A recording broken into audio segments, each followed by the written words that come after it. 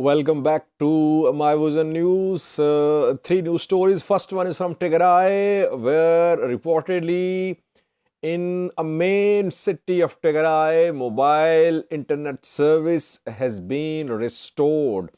Second news story is from Oromia region of Ethiopia, where we know that around 2 weeks ago there were ethnic clashes in East Valaga between Oromo and Amhara groups that led to hundreds of casualties. Federal forces intervened. Now, after 2 day long fighting, Oromia Special Force has taken control of a key town in East Valaga. Fighting was not between OLA and Oromia Special Forces.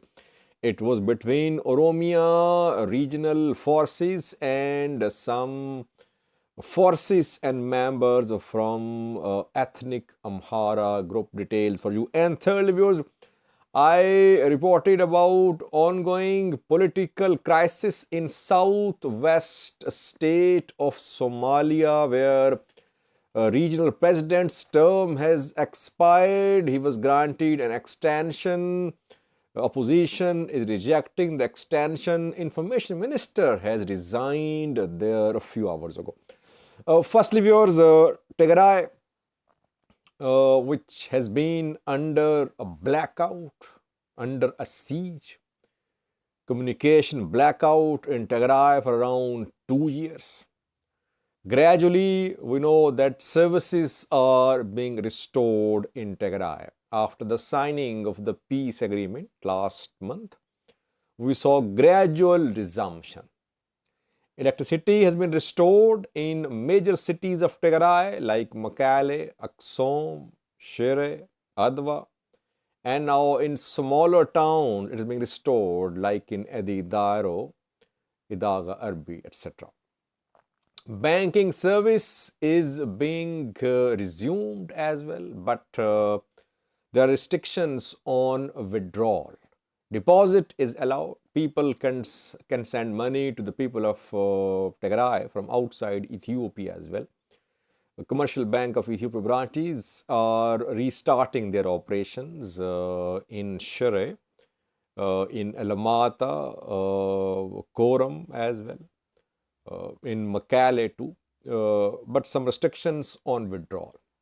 Now, mobile internet service is being restored. From Shire, we have received some reports that mobile internet service has been restored there. Shire is under ENDF control.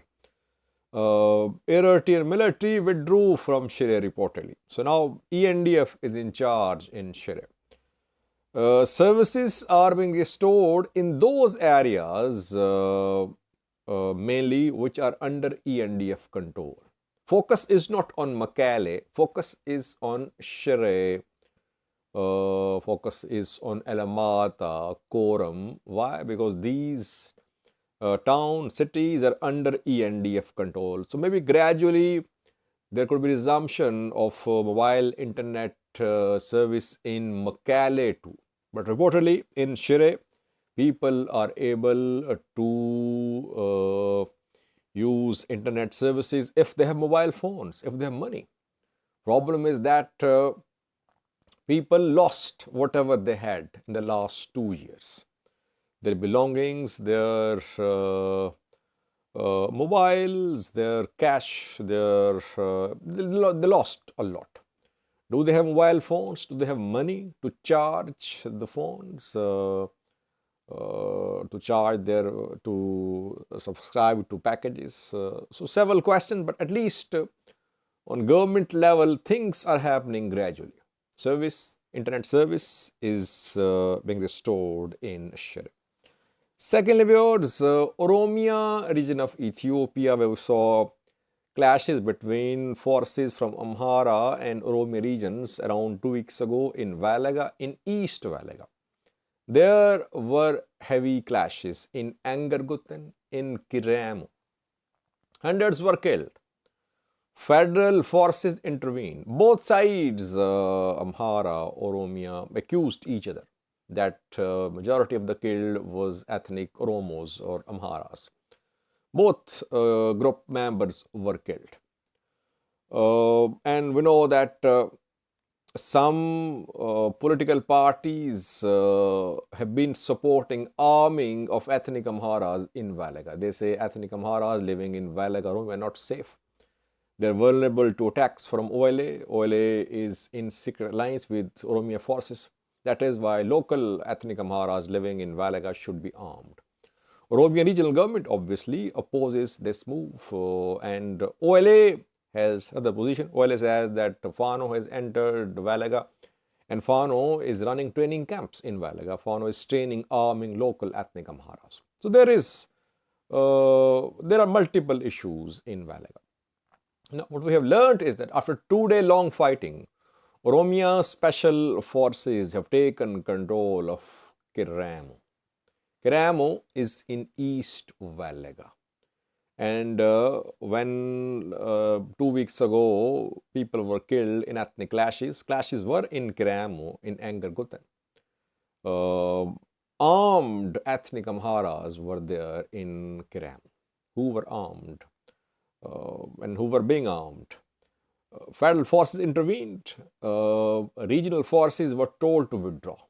But regional forces are back in Kiremu, reportedly. Oromia special forces, they have taken full control of Kiremu.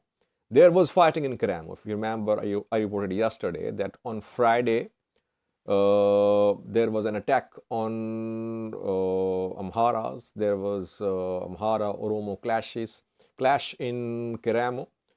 And some sources claim that Haro Primary School being used and the IDP camp was also attacked. But mainly fighting was between armed ethnic Amharas and regional forces. Now regional forces have taken control of Kiremu. Where are armed ethnic Amharas? They're being displaced. Some have been arrested, but largely they have left the city, Kiremu. They're in rural Kabyles, and some could be trying to enter Amhara region of Ethiopia. So conflict is far from being over. But Oromia regional government is not allowing ethnic Amharas to be armed. That is why there was 2-day long fighting, and now Kiremu is under Oromia regional forces control. Where is ENDF? No one knows. It intervened. By the way, when ENDF intervened to stop fighting in Kiremu and Engergutan 2 weeks ago, it intervened after around 2 days of continued fighting. Though it was in Nakamte, ENDF, it kept on waiting. And after dozens had been killed, its units moved from Nakamte towards Engergutan. So again, ENDF is not playing any significant role in the resolution of a conflict in Valaga. Thirdly, viewers, southwest state of Somalia, where President Abdelaziz Laftagarin has completed his term. His term has expired as president, but around 2 years ago, he was granted extension of 1 year and a few months. Opposition is rejecting this extension. Around 2 days ago, regional forces attacked an opposition presidential candidate's house in Badwa. That led to clashes between militias and armed groups loyal to opposition candidate and President Laftagarin. Dozens were injured. Around 5 people were killed in those clashes in Badwa. And today, Information Minister of a southwest state of Somalia resigned. Muhammad Ilyas is his name. Ilyas Ali is his name. He is resigning as a protest against what happened in Badwa when regional forces attacked opposition presidential candidates' residence. So, this conflict between opposition and Abdelaziz Laftagarin is continuing. Federal government tried to intervene. Ahmed Madobe called the two parties. Some talks were held. A committee was formed, but the conflict could not be resolved.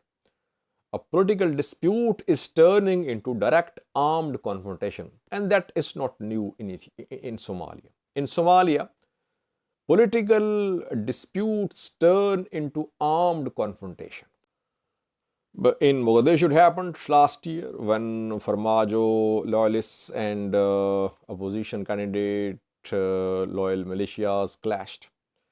A few months ago in Puntland, at an airport, there were clashes when deputy speaker was due to arrive at the airport. That led to clashes, and several were killed in that incident. And reason was political dispute. So political disputes turn into armed confrontations in Somalia. Luckily, Somaliland is also facing a crisis, but no armed confrontation so far. Luckily, no armed confrontation. The dispute is there between Musiwe Abdi and Wadani UCID opposition parties. Ilyas Ali, Information Minister of Southwest State, has resigned from his position. Thank you for watching.